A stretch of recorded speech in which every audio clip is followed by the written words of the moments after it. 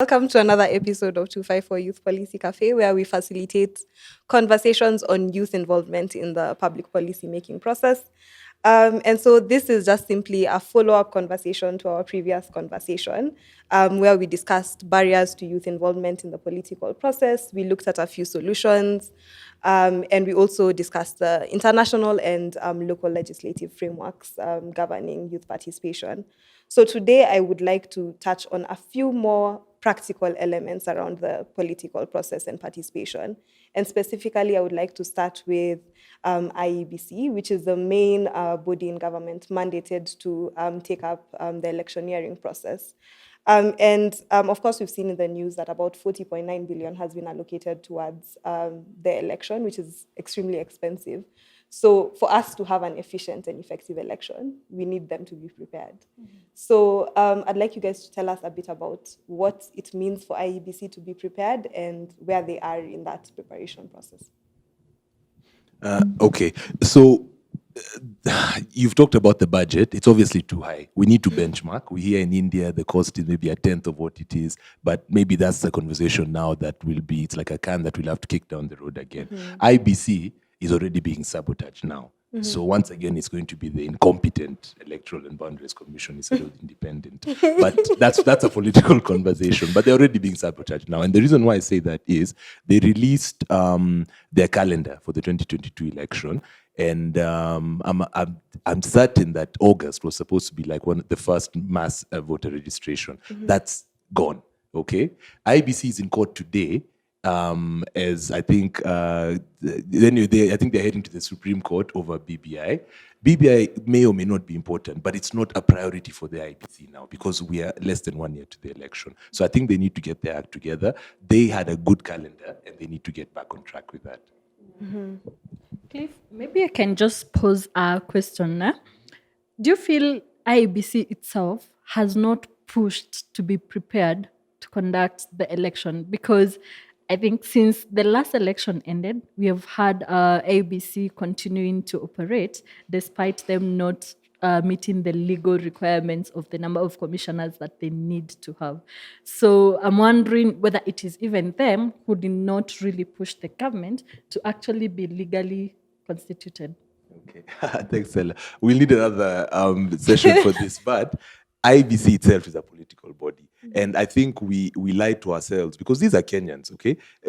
We lie to ourselves when we think that IBC can be different from the society that it's looking to, the vote that it's looking to regulate, and run. Despite it being an independent body. I think that's just in name. Honestly, if you ask me what change we need in IBC, I think we should try. It would be a blow to our national pride, but I think if we had one election where we had a majority of non-Kenyan commissioners, we would see a change. It doesn't have to be permanent, but it's just something we could try because what we are doing now is not working. I think IBC didn't do the mass voter registration because they were illegally constituted, and therefore that would have been a problem even when it goes to the Supreme Court, if it goes to the Supreme Court after the elections. And I sort of agree with you about IBC being sabotaged because the commissioners who resigned from IBC resigned in 2018, January, and we're in 2021. And there has been a refusal from the head of state to initiate that process of appointing this commissioners. So maybe there needs to be a legal framework to put some timelines around when someone can be appointed, should start appointments of these commissions, because that just seemed ill-placed, like ill-mannered, and so by the head of state. So that is definitely sabotage for sure. In terms of whether IEBC can be prepared, I think within the commission and within the institution as IEBC, they went through quite a bit with the last election when the election was annulled. Then they had to do the election again. And so within that commission, it is my assumption that they don't want that to happen again, and therefore they're more intentional about making sure that whatever they do is as per the procedures provided, so that they don't get into that situation again. So So I think IEBC is doing its best as an institution, as a commission, to just be able to kind of follow up with all these things. In fact, they have been dealing with so much uncertainty with the BBI process, and then now with the elections that are coming up, and we still kind of are living in a little bit of uncertainty because that BBI case has gone to the Supreme Court. So whether they start preparing for a referendum or an election is again Still, something yeah. that's confusing. So I give a lot of grace to IABC, maybe undue grace, but yeah, I think they're doing their best, and they've tried as much as they can to communicate what they're doing and what their steps are. So I think we can take it as face value that they're doing okay. Yeah. Still, I can see I something have a burning on lot that of side. controversies today when it comes to IEBC. I'm wondering, is it okay for the chairman of IBC to conduct 2 presidential elections, or is he leaving office before the election? Because he conducted the last election, and now we have another election that is coming up. Is it okay for, like, I'm just wondering where he's whether he's likely to be what? Switched out. Yeah. Okay. Look, we let me not disparage an individual. Okay, it's a hard job wherever you are. It's a difficult job. He's overseen 2 elections. Yeah, he's overseen 2. Look, he can oversee 10 because we are supposed to be thinking about a system, not a person. Yeah, and we've already seen. I think over the past 2 election cycles, we've seen 2 to 3 chairman changes, but with relatively the same result, and that's also a lot of the blame lies with the political players. I don't see an issue, and just like with all other spheres of Kenyan, political life and government, let's move beyond the individual. Anybody that meets the criteria to be chairman should be able to run a credible election. And so, if he's the guy that's in the hot seat when that time comes, then I think we owe him our support. But that's only if they get their act together now.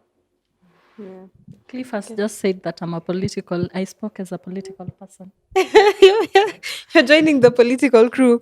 But anyway, like I think what I really wanted to drive home with this shoot is I think part of the reason young people keep getting left behind and keep voting wrong is because we don't take the time to read.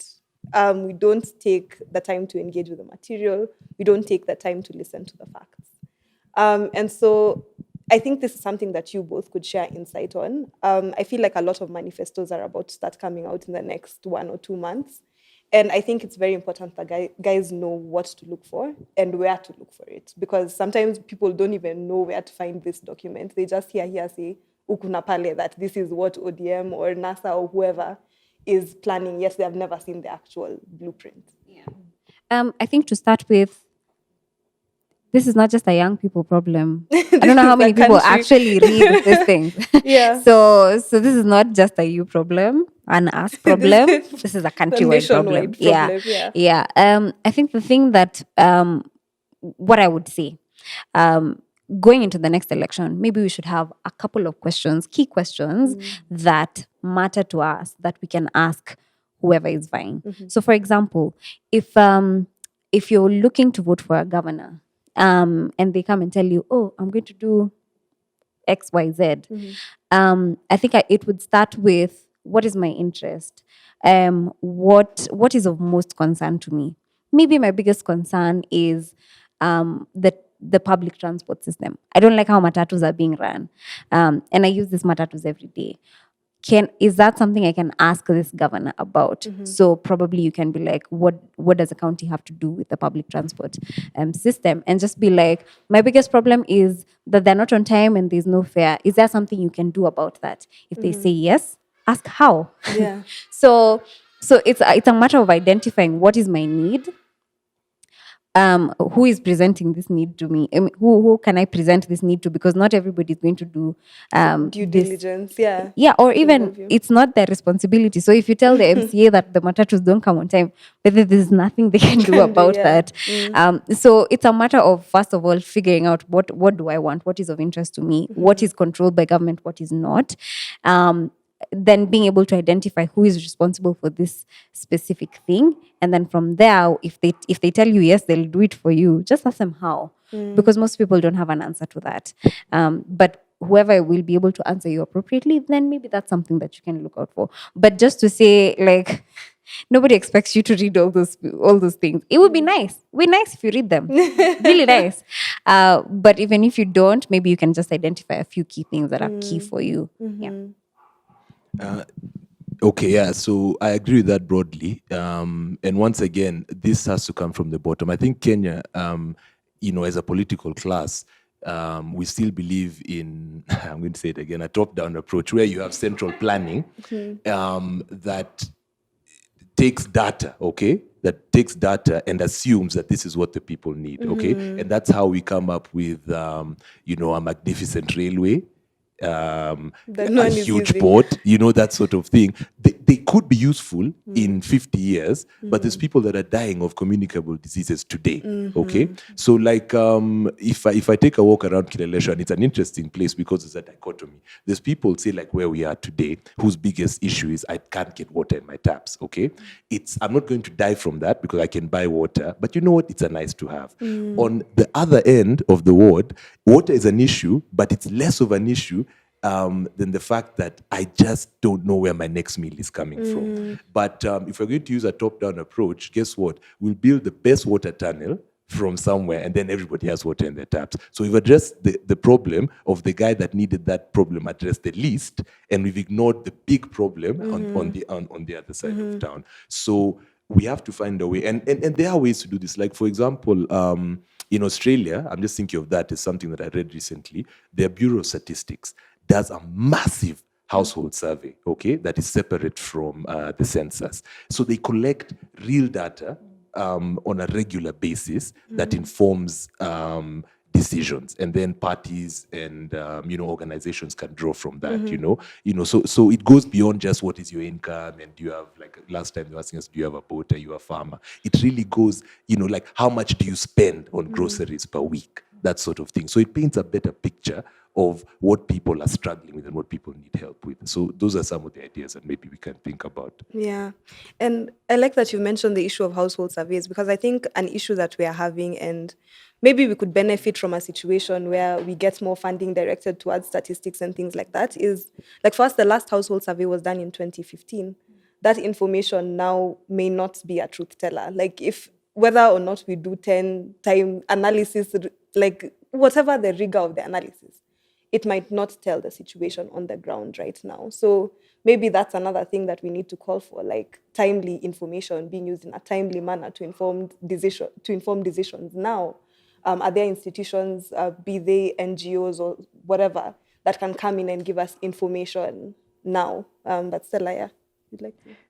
Well, yes, of course, we need the support from external organization, but I also feel like it's really the mandate of the government to ensure that we are getting timely data. And in one of our live webinars, we talked about open data. So like it needs to be the mandate of the government to invest more in generating timely data. And we are in a society that internet connectivity is very high in Kenya. So government can tap into that to see how much can we get real data, as real as it can get. But just to come back to the conversation around manifestos. So the first question is, why is a manifesto important? Why do we need to look into these manifestos? Because this defines the programs or the interventions, the policies the government that wins, or the person who wins is going to be implementing for the next 5 years. So when you don't look into those manifestos, when you don't question politicians based on what they're saying, then we're not going to account them at the end of 5 years. 5 years, if they don't implement, for example, one child, one laptop policy, if it is not implemented, then, and that is what was promised in 2013, if we didn't actually remember that, then we cannot come and question, why did you not give us this? And this was the reason that we voted for you. So it's a conversation of, it is very important because this is what the government will be implementing for the next 5 years. Yeah. And I think we need to move into a space of impact-driven politics, because there's a very raw opportunity, considering the kind of education attainment levels of our generation.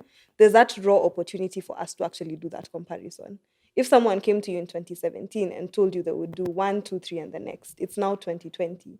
They came to you in 2013, they were promising this. It's very easy to compare the growth pattern between those three periods. So it's definitely something we need to take up. But that said, Cliff, I know you're running in 2022, and Silantoi, you might be running, so you'll tell us a bit later. But yeah, I think you could break down your manifesto to us. What are some of the things that you feel like you hold dear to your heart? Okay. Look, at the end of the day, I think they come down to bread and butter issues. So I look at it as the big problem, especially for young people, is that fear of the future.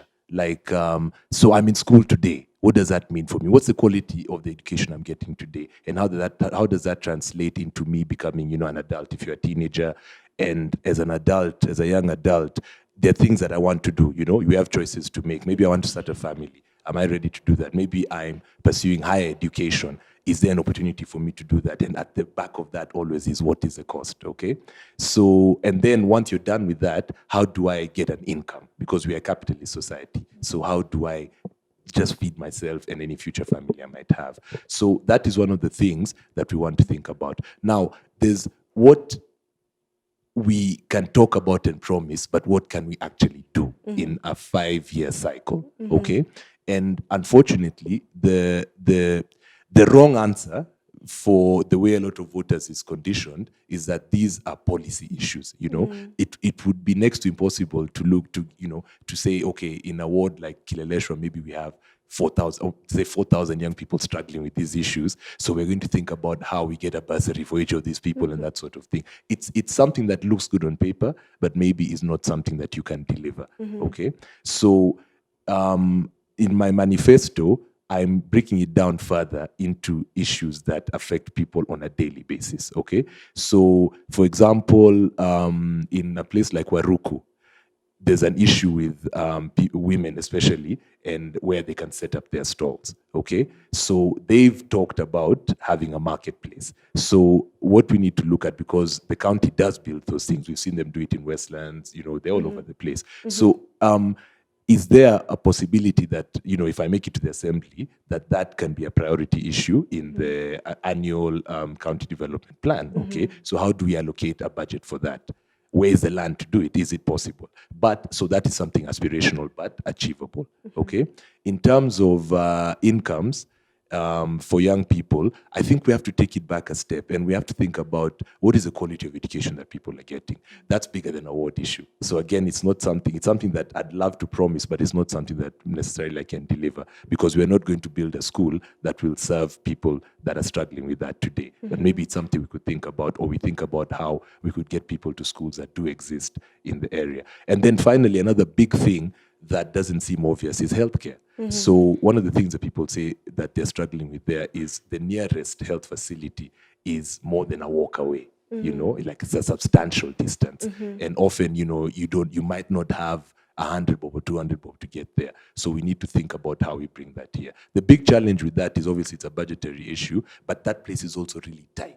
So is it possible? But I think as legislators and as representatives, that's how we have to exercise our minds and say, those are the things we're going to look at, and our promise is that whether or not we deliver it physically, we promise that we are going to try and find a way to do it. Then on the other side of town, which is like where we are now, the big issues here are just around security and water. And once again, it's not livelihoods, but it's your community. Yeah. So those are the things that I'm including in my manifesto. Thanks. Yeah, I like that you're looking to potentially at some point fit within the existing frameworks, because that gives you a lot of easy wins, which is something that a lot of our politicians don't do. They come and tell us 1,000,001 huge amazing things. I feel like we were told a lot of amazing things in 2017, a lot of which have not come to pass. So the idea of fitting within existing frameworks and asking yourself, what can I do now and easily, is a very huge one to start thinking about for most politicians. And I think the thing that Kenya has been criticized most about doing is having amazing legislation, amazing policies, but we don't implement anything because people are looking at as you're saying, having this huge, this huge landmark project. And there's so many quick wins within like some of the things we already have. Okay, so we've had an amazing conversation, and I love that we've gotten to learn so much about your manifesto, Cliff. But I'd like you guys to give us your parting shots on this. Yeah, and maybe you can start with you, Suzanne. My parting shot on this is just simple. There are various ways young people can participate in the electoral process. So yes, there's one, we can vie. If you're able to vie, that's a good channel for you to participate in this process. But secondly, you can identify a candidate like Cliff, for example, and be like, I like what he's saying. Can I support him? Can I retweet his post? Can I repost his Facebook thing? If I'm able, can I reach out to Cliff? Maybe I know how to design a poster. I can do it for him for free. Maybe I print some things. I can be like, I can give you like 10 free posters because that's what I'm able to afford.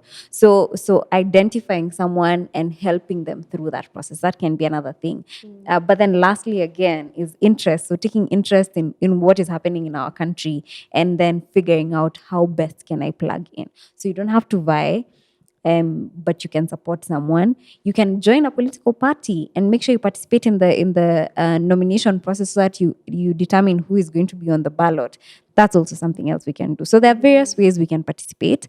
There are lots of barriers as well, but there are still a few opportunities that are within this space that we can be able to access. Yeah. So look, as a young person, and this sounds harsh, but I think it's the truth. Let's not be intellectually lazy. Let's question, because you can't wait to be spoon-fed a manifesto. Like even with the BBI, to go back to that, people kept asking, "Oh, where are the copies? Where are the copies?" The thing was online. It was available. So even with this, if your candidate or the candidates that you're looking at haven't published their manifestos, ask them for it and then interrogate it and also contribute to it. Because I think most people today in a free society don't want to necessarily be told what they want. They need, or they would perhaps like the opportunity to suggest what they would want to see in a manifesto. Okay, so politics is difficult because there's also a lot of manipulation, and there's a psychological game at play there. But you can break through that noise and just engage. And I think it's if we get to a point where people actually know their candidates and can engage with them, then I think we'll have a much happier society. Thanks.